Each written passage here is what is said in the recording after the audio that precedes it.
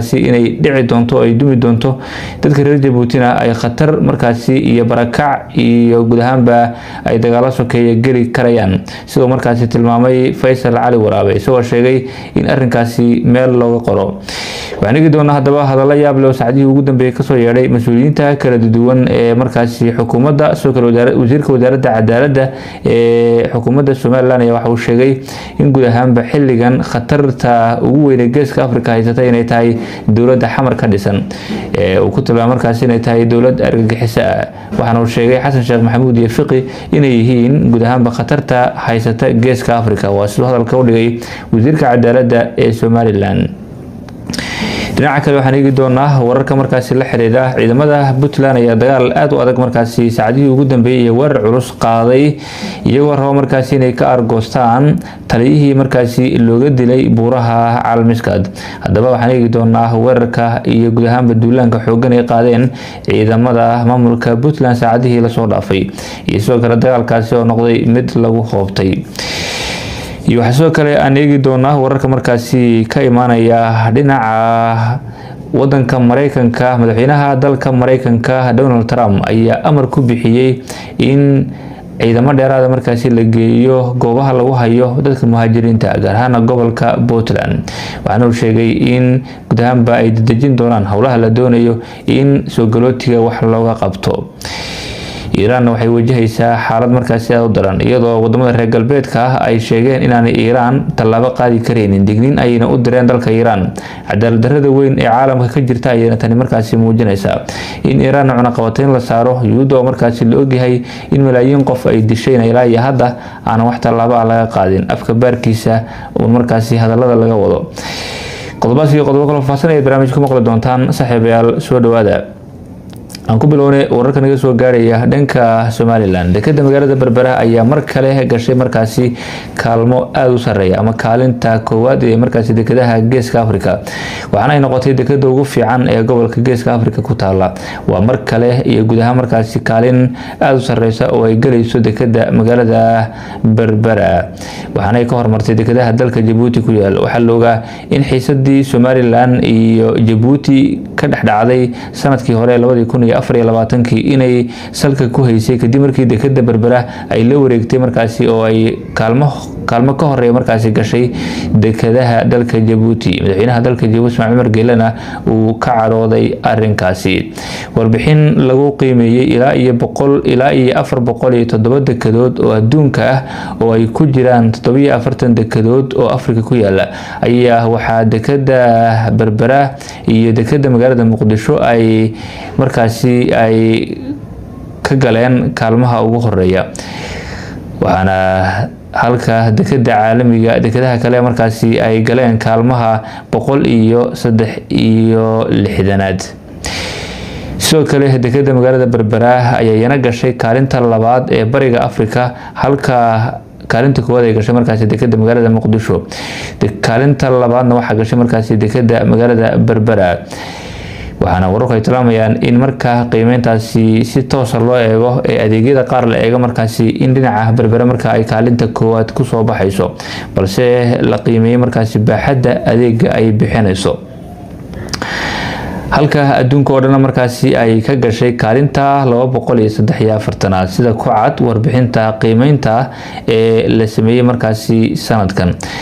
labada dekadood ayaa sidaas ku noqday markaasi waa dekada Muqdisho iyo dekada Berbera ee kuwa ugu waxqabadka wanaagsan ee bariga Afrika iyagoo ka hormaray dekadaha faca weyn ee ku yaala gobolka ee markaasi ay leeyihiin wadamada waaweyn sida Djibouti iyo wadamada kale ee Kenya iyo wadamada markaasi Tanzania iyo la midka ah warbixinta ayaa si gaar ah loogu eegay waqtiga ay markabka ku qaadanayso inuu yimaado dekada kana shiraacdo waxayna Muqdisho noqotay midda ugu horeysa markaasi bariga Afrika halka labaadna ay ku soo baxday dekada magaalada Berbera ee markaasi Soomaaliland waxa mudooyinkan dambe markaasi ay dekada magaalada Berbera ee Soomaaliland ay ahayd kuwa ugu fiican ee ku yaala qaaradda Afrika tanina waxay markaasi kor u qaadi doontaa damaca iyo waliba in dalka Itoobiya iyo wadamada kale ee dekad laanta ee ku yaala qaaradda Afrika in ay Soomaaliland ku soo xirmaan oo ay dekadaasi markaasi u soo adeeg doontaan iyadoo sanadkii horeba ay wadamo fara badan la soo xiriireen Somaliland oo xitaa Ethiopia ay kamid ahayd. haddii sanadkii labaad ee isku xiga markaasi ay kaalintaas soo gashay waxay noqonaysaa in guud ahaanba ay wadamo badan adeegsiin doonto Somaliland. indhaha caalamkuna ay markaasi mar kale Somaliland ay guud ahaanba qabsan doonto. dhinaca kale khudbada ay maanta jeediyeen oo ay ka jeediyeen jaamacad markaasi ku taala magaalada Hargeysa oo qalinjabin ay markaasi sameynaysay ayaa gudoomiyihii hore ee xisbigii dhacay ee UCID Faysal Cali Waraabe isla markaana siyaasi rugcada ah waxa uu weerar ku qaaday wadanka Djibouti isagoo sheegay in madaxweynaha dalka Djibouti Ismaaciil Umar Geelle uu uga daran yahay Somaliland marka loo eego markaasi Xasan Sheekh Maxamuud oo ninka Xasan Sheekh Maxamuud ka daran markaasi inuu yahay Ismaaciil Umar Geelle. waxaana uu sheegay in taariikhda meel lagu qorto in ugu dambeyn ay ku dambeyn doonto markaasi Djibouti burbur maadaama ay xasinimo iyo dhibaato ku haysa markaasi Somaliland. waa sidoo hadalka u dhigay markaasi Faysal Cali Waraabe. waxaa dhinaca kale isaguna halkaas khudbad ka jeediyay gudoomiyaha xisbiga mucaaradka ah ee kulmiye Maxamed Kaahin. isaguna waxa uu tilmaamay in wadanku uu markaasi hadda isku furan yahay isagoo ula jeeda markaasi in Muqdisho iyo Hargeysa markaasi ay isku furmeen. waxaana uu tilmaamay in marka la eego xaaladaha ka jira markaasi meelaha laga soo galo dalka inay muujinayaan xaalad khatar markaas Somaliland ay ku jirto. waxa uu sheegay in haddii ay suurtagal noqotay in rag ajaanib ah ay dhac ka geystaan markaasi gudaha Somaliland kadibna ay tartiib ka dhoofaan garoonka caalamiga ee Cigaal International iyo wax dhibaato arkin intaasina noqon karayso in qaraxyana laga soo dejin karayo garoomada iyo meelaha la midka ah oo Somaliland la soo gelin karayo. xaalad halisana markaas Somaliland ay ku jirto ayuu sheegay markaa gudoomiye Maxamed Kaahin oo xisbiga mucaaradka ee kulmiye markaasi hogaaminaya isla markaana dhaliilaya siyaasadda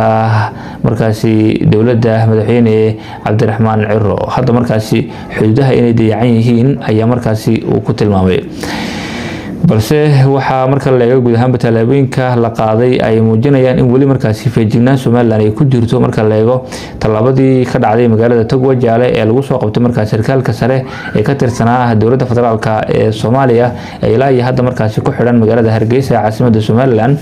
iyo tallaabooyinka kale ee Somaliland ay qaaday haddana waxa weli loo arkayaa inay wax dhiman yihiin oo dad fara badan oo halis ku ah Somaliland iyo jiritaankeeda in ay gudaha Somaliland soo galaan oo ay ku sugan yihiin. dhinaca kale waxaa isaguna hadlay wasiirka cadaaladda ee Somaliland oo isaguna sheegay in khatarta ugu weyn ee gobolka Geeska Afrika haysata inay tahay Xasan Sheekh Maxamuud iyo wasiirkiisa Fiqi oo tilmaamay in guud ahaanba ay ka shaqeynayaan sidii Geeska Afrika qalalaase iyo dhibaato markaasi uuna uga bixi lahayn ee uu ugu jiri lahaa weligiiba Geeska Afrika. sidoo hadalka u dhigay markaasi wasiirka cadaaladda ee Somaliland. dhinaca kale ciidamada maamulka Puntland ayaa qaaday weerar xoogan oo argoosi ah oo ay doonayaan markaasi inay kaga argoostaan kooxaha argagixisada ah ee baryahanba ay weerarka ku wadeen ee buraha caalamiska ku dhumaalaysanaya. kooxahan ayaa markaasi dilay taliye sare oo ka tirsanaa ciidamada maamulka Puntland maalmo ka hor oo halkaasi ay qarax miino ugu xidheen gaariga oo markaasi la socdayna uu ku qarxay. faahfaahin dheeraad ah ayaa waxaa laga helayaa howlgal qorsheysan oo maanta ciidamada difaaca Puntland ay ka fuliyeen qaybo kamid ah gobolka Bari kaas oo lagu beegsaday maleeshiyaad ka tirsan kooxda Daesh. howlgalka oo ka dhacay deegaanada Korraxan leh iyo sidoo kale Abal ee buuraleyda caalamiskaad ayaa waxaa lagu dilay 8 xubnood oo ka tirsan Daesh iyadoo nolosha lagu qabtay mid kale. war-saxaafadeed ka soo baxay taliska howlgalka ciribtirka argagixisada ee Puntland ayaa waxaa lagu sheegay in ragga la khaarijiyay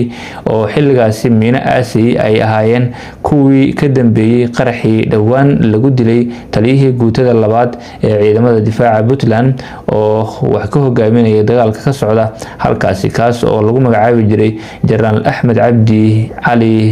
Qarjab ama Qalyare oo markaasi isagu halka ku dhintay. waxaana war lagu daabacay markaasi mareegaha kala duwan ee ciidankaasi difaaca maamulka Puntland ama dagaalanka argagixisada